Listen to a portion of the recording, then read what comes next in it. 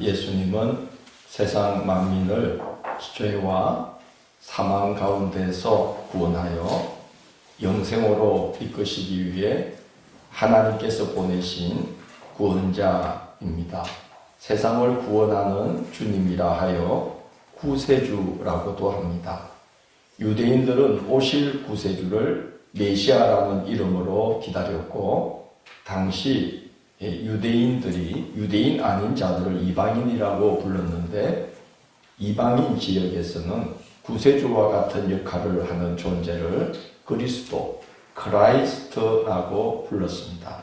그래서 초대교회는 이방인들에게 예수님이 구세주인 것을 전도하면서 이방인들이 이해할 수 있도록 예수님은 그리스도이십니다 라고 전하면서 오늘날 우리는 예수님을 예수 그리스도라고 부르게 되었습니다. 오늘은 예수님이 그리스도로 세상에 오신 그리스도의 날 크리스마스입니다. 서구에서는 크리스마스라는 이름이 종교 편향적이라고 하여서 일부 사람들은 해피 홀리데이, 행복한 휴일이라고 부르고 있습니다. 어제도 우리 눈사람 학생들이 연극을 공연했는데 춘석이 태우러 갔더니 준석이가 오는 길에 차 안에서 목사님, 크리스마스의 주인공은 예수님이에요, 산타클로스예요? 묻더라고요. 그랬더니 옆에 있던 진주가 그랬나요? 당연히 예수님이지. 그렇게 이야기했던 기억이 납니다. 서구는 이렇게 크리스마스 때조차 예수님의 흔적을 지우려고 합니다. 그래서 크리스마스라고 하지 않고 해피 홀리데이라고 부르는 곳이 많습니다. 예수님의 복음을 가장 먼저 받은 곳이고, 그 복음을 전 세계에 전파하는 복된 통로로 오래도록 쓰임받는 은혜를 입었는데도 성탄절이라는 이름에서조차 예수님의 흔적을 지우려고 하는 모습을 보면 참 안타까운 마음이 듭니다. 예수님이 구세주 그리스도로 세상에 오시기까지 많은 사람들의 기도와 오랜 기다림이 있었습니다. 오늘 함께 읽은 말씀은 예수님을 기다리면서 주님이 오실 길을 기도로 준비한 사람들의 이야기가 담겨 있습니다. 교회는 예수께서 그리스도로 오심을 기념하고 예수께서 성령으로 다시 우리 가운데 임하시기를 대망하면서 성탄절을 앞두는 4주 전부터 초를 4개 준비하여 매주 하나씩 초를 밝혀가면서 주님의 임재를 기다리는 대림절 절기를 갖습니다. 이렇게 짙은 색초에서 점점 옅은 색초로 매주 하나씩 초를 밝혀갑니다. 이렇게 짙은 데서 옅은 데로 초가 밝혀져 가는 것, 지난 날들에 우리의 제약된 생활을 회개하면서 주님을 맞이하는 마음의 준비를 하기 위함입니다. 그래서 성탄절이 되면 저렇게 하얀 흰색 초, 거룩하고 성결하신 주님을 상징하는 흰 초에 대림절이 끝난 그 성탄절, 흰 초에 불을 밝혀서 예수 그리스도께서 빛 되신 주님이 우리 가운데 빛으로 오심을 기쁨으로 경배하는 예배를 드리게 되는 것입니다. 그것이 바로 오늘 성탄 감사예배 이 날이 되겠습니다. 하나님은 선지자 이사야를 통해 구원자 메시아 그리스도를 보낼 것을 약속하셨습니다. 이사야 9장 1절로 6절 생명의 말씀 1번 보면 이사야는 이렇게 예언을 했습니다. 전에 고통받던 자들에게는 흑암이 없으리로다. 옛적에는 여호와께서 서불론 땅과 납달리 땅이 멸시를 당하게 하셨더니 후에는 해변길과 요단 저쪽 이방에 갈릴 일을 영화롭게 하셨느니라. 흑암에 행하던 백성이 큰 빛을 보고 사망의 그늘진 땅에 거주하던 자에게 빛이 비치어도다. 이는 한 아기가 우리에게 낳고 한 아들을 우리에게 주신 바 되었는데 그의 어깨에는 정사를 메었고 그의 이름은 기묘자라 모사라 전능하신 하나님이라 영존하시는 아버지라 평강의 왕이라 할 것임이라. 이렇게 주님이 오실 것을 예고했습니다. 스불론 땅과 납달리 땅, 요단강 건너편 갈릴리 땅은 이방 나라와 국경을 맞대고 있는 곳이라 전쟁이 잦았어요. 그래서 남자들은 오가는 그 전쟁통에 전쟁터로 끌려가서 과부와 고아가 많은 곳이고, 또 이방인들과 피가 섞여서 유대 동족에게도 멸시천대를 당했습니다. 참 놀라운 것은 하나님은 이렇게 가장 절망적인 그 땅으로 자기 아들을 보내시고 그 땅을, 그 절망의 땅을 세계에 구원의 빛을 주는 곳이 되게 하셨다는 겁니다. 이게 성탄에 담겨있는 놀라운 은혜 중에 하나입니다. 성탄은 약속을 이행하시는 하나님의 신실하심, 하나님의 사랑, 하나님의 구원의 능력을 드러냅니다. 오늘 함께 읽은 말씀을 보면 하나님은 이 놀라운 구원의 역사를 이루시기 위해 사람을 택하여서 그 길을 준비하는 조력자로 사용하시는 것을 볼 수 있습니다. 첫 인물은 마리아입니다. 마리아는 갈릴리 나사렛 처녀로 그 동네 요한이라는 남자와 약혼한 사이인데 아직 남자를 알지 못하는 동정녀였습니다. 이 갈릴리 지방은 동족인 유대인들에게조차 이방인 취급받는 곳인데, 그 지방 중에서도 나사렛이라는 동네는 유대에 아주 유명한 속담이 있을 정도로 희망이 없는 동네였어요. 어떤 속담인지 아시죠? 나사렛에서 무슨 선한 것이 나겠느냐 하는 속담이 유대에 있을 정도로 희망이 가장 없는 동네가 갈릴리 지방의 나사렛입니다. 그렇지만 하나님은 그곳 처녀를 택하여 예수님을 세상에 보내십니다. 천사 가브리엘을 보내어 아기를 잉태할 것을 고지하셨는데, 마리아는 처녀의 몸으로 받아들이기 힘든 수태고지를 순종함으로 받아들입니다. 처녀가 아기를 가지면 율법에 따라 돌로 쳐 죽임을 당할 수도 있었지만, 마리아가 순종한 것은 그가 믿음과 기도의 사람이었기 때문입니다. 마리아보다 6개월 앞서 늦은 나이로 아기를 가진 엘리사벳이라는 여인이 마리아를 방문해서 이렇게 축복을 합니다. 누가복음 1장 45절 생명의 말씀 2번을 보면 이렇게 기록되어 있습니다. 주께서 하신 말씀이 반드시 이루어지리라고 믿은 그 여자에게 복이 있도다. 마리아는 이사야를 통해서 예고하신 말씀이 이루어질 거라고 믿고 있었고, 또 그 역사가 이루어지기를 기도하고 있었고, 그 역사를 주님이 자기를 택해서 그 역사를 이루는 도구로 쓰신다고 했을 때에 믿고 순종했다는 겁니다. 여러분, 처녀로서 아기를 가질 거라는 고지를 받으면 얼마나 당황스럽겠습니까? 우리의 자녀가 처녀로서 아기를 낳는다고 생각할 때에 얼마나 당황스러운 일이겠어요. 그런 일이 일어난 거죠. 그렇지만 죽으면 죽으리이다 하는 심정으로 수태고지를 받아들입니다. 아브라함이 이삭을 번제물로 바치기로 결심하면서 아브라함은 이런 생각을 했다고 해요. 주님께는 다 계획이 있으실 것이다. 내가 설령 이 아들을 번제물로 드린다 할지라도 주님은 얼마든지 다시 살리실 수 있는 하나님 아니신가 하고 믿음으로 바쳤다는 거예요. 마리아도 그런 마음으로 하나님께 다 계획이 있으시리라, 하나님의 선한 뜻이 있으리라고 믿고 그 험난한 그 처녀로서 아기를 갖고 아기를 낳고 기르는 이 험난한 여정을 하나님 앞에 다 맡기고 믿음으로 순종을 합니다. 성탄에는 이렇게 놀라운 기도와 기다림이 있었던 거죠. 마리아는 고난 가운데 있는 이스라엘을 하나님께서 구원자를 보내어서 회복시키기를 기도하며 지냈던 것으로 보입니다. 참 신기하지 않습니까? 고난이 가장 깊은 땅 갈릴리에서 그 중에서도 가장 절망적인 나사렛에 살면서 이 마리아는 세상에 하나님의 구원이 임하기를 기도했던 여인이었던 겁니다.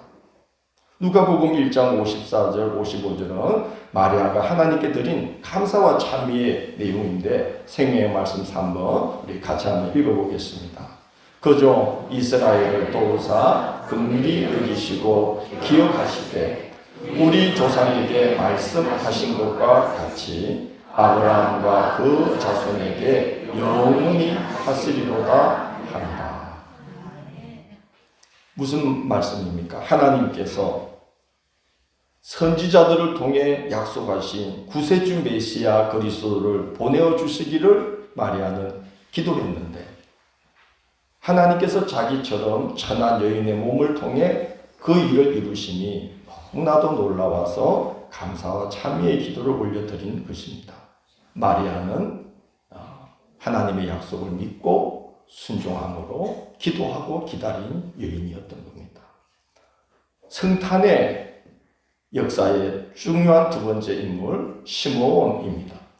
예수님이 태어나신 지 8일 만에 모세의 법대로 할례를 행하려고 그 부모가 아기 예수를 데리고 성전에 갔는데 그때 시므온이라는 노인이 성전에 머물러 있었습니다.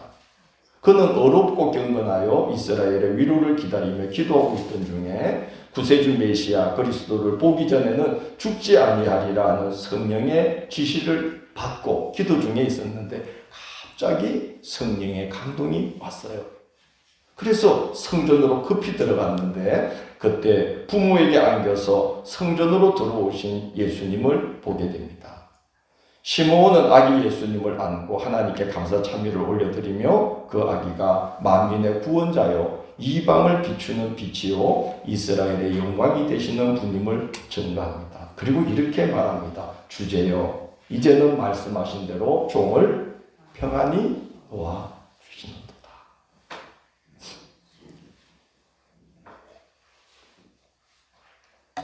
저는 이 시므온의 마음을 이해할 것 같습니다. 하나님의 강건하시는 이 손에 붙들려 본 사람은 이 말을 압니다. 기도하지 않을 수가 없도록 계속 이 나이든 죽음을 눈앞에 둔 이 노인을 하나님이 계속 붙들고 뭘 하게 하신 겁니까? 계속 기도를 시켰어요. 어떤 기도를 시킨 겁니까?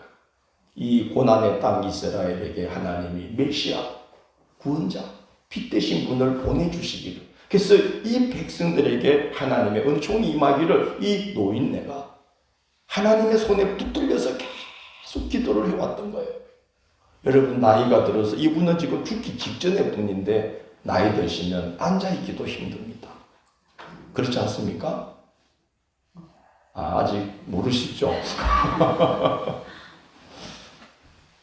저는 하나님이 붙들어서 기도시키는 경험을 몇 번 했어요.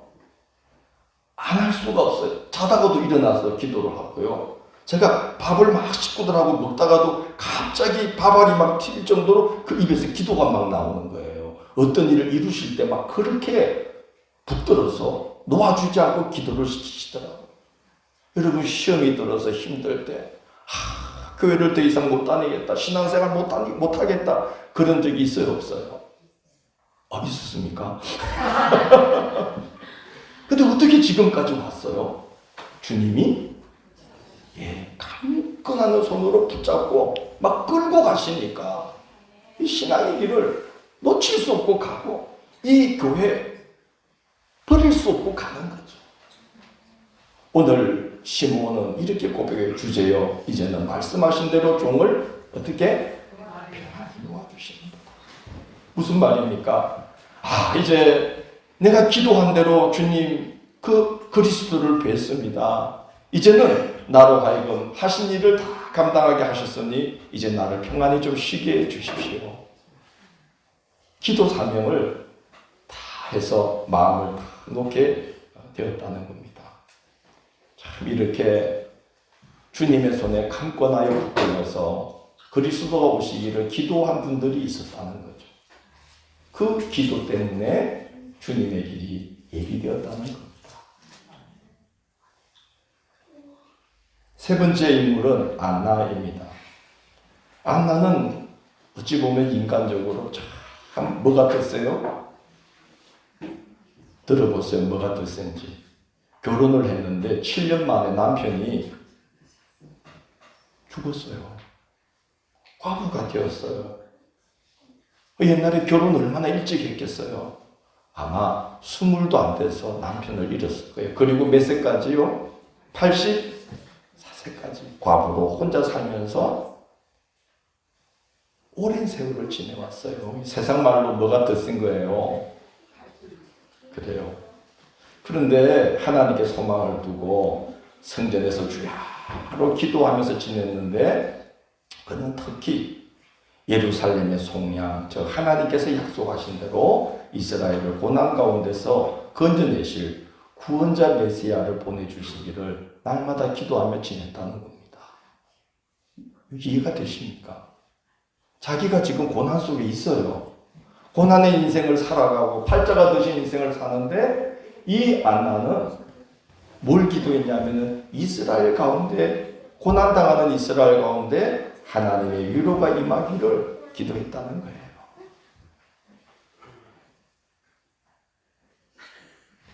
그 기다림과 기도의 끝에 이 안나는 아기 예수님을 성전에서 만나게 되고 너무나 영광스러운 일을 하게 되는 거죠. 이분이 바로 우리가 기다리던 메시아십니다 하고 사람들 앞에 증거하는 너무 귀한 은혜를 입게 된 것입니다. 팔자가 드신 분이어요? 복된 분이어요? 복된 분입니다. 넷째 인물은 마지막으로 오늘 이런 본문에 나오는데 세례자 요한입니다.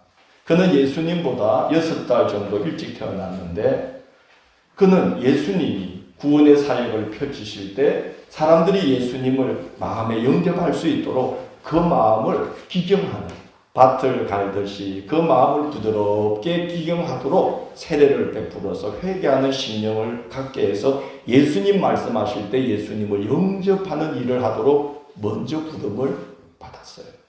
그런데 그가 이 일을 감당하기 위해 준비를 했는데 성령으로 충만함을 덧입기 위해서 이는 광야에서 기도로 준비하는 기간을 가졌습니다.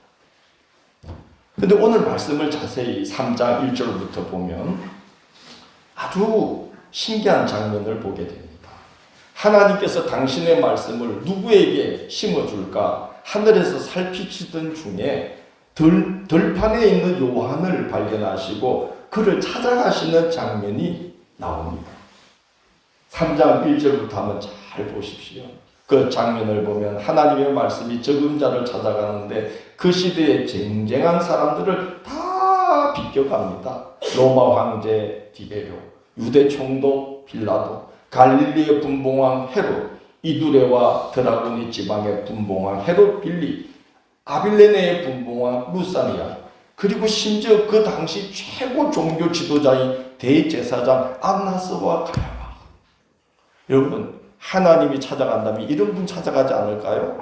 대제사장 안나스와 가야바. 일할 만한 분 아닙니까? 최고의 권위를 갖고 있는 분인데, 그러나 하나님은 그 사람들을 다 제쳐두시고 어디로 찾아가시냐 하면은 빈들에 홀로 기도하고 있는 요한을 찾아가십니다. 하나님의 말씀이 빈들에서, 어디에서요? 빈들에서 사가랴의 아들 요한에게 임한지라. 그 일이 있은 후 요한은 요단 강가에서 죄사함을 받게 하는 세례를 베풀면서 회개를 촉구하고 사람들로 하여금 예수님을 영접할 수 있는 마음의 준비가 되게 합니다. 믿고 순종함으로 기도하며 기다리는 자들, 하나님은 그런 자들, 그런 교회를 찾고 계십니다. 지금도 하늘에서 내가 누구에게 성령을 부어주어 쓸고 내가 누구를 찾아갈고 하고 하늘에서 이렇게 보고 계시는 거죠. 새해에 우리가 주님 앞에 발견되기를 축원합니다. 우리가 발견되기를 기도하십시다. 주님, 함양제일교회가 여기 있습니다. 하나님, 제가 여기 있습니다. 찾아와 주십시오. 저를 붙들어 써 주십시오.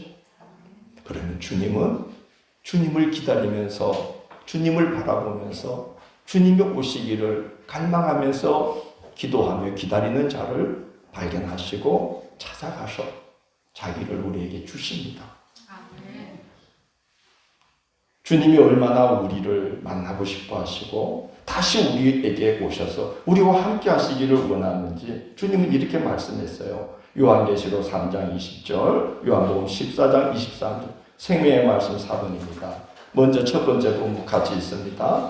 볼지어다 내가 문 밖에 서서 두드리노니 누구든지 내 음성을 듣고 문을 열면 내가 그에게로 들어가 그와 더불어 먹고 그는 나와 더불어 먹으리라.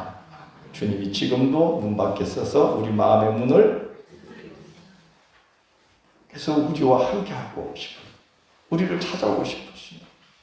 두 번째 본문 읽어보십시다. 예수께서 대답하여 이르시되 사람이 나를 사랑하며 내 말을 지키리니 내 아버지께서 그를 사랑하실 것이요 우리가 그에게 가서 그 책을 그와 함께 하리라. 성부, 성자, 성령 삼위일체로 역사하신 하나님이 우리 안에 오셔서 집을 짓고 싶다는 거예요. 내가 네 안에 거하고 싶다. 내가 너를 나의 집으로 삼고 싶다. 왜 그래요? 우리에게 뭘 주시려고? 복을 주시려고, 생명을 주시려고, 빛을 비추어 주시려고, 우리 속에 어둠이 조금도 남아있지 않도록 하시려고. 우리 학생들에게 물어볼게요. 다시 한번. 지난번에 물었던 건데 여러분, 어둠을 걷어내는 방법이 삽으로 떠낸다고 걷어내어집니까? 아니죠. 선풍기로 막 세계에서 제일 센 선풍기로 막 불면 방 안에 어둠이 날아갈까요? 안 되죠. 뭘 해야 돼요? 뭘 켜야 되죠?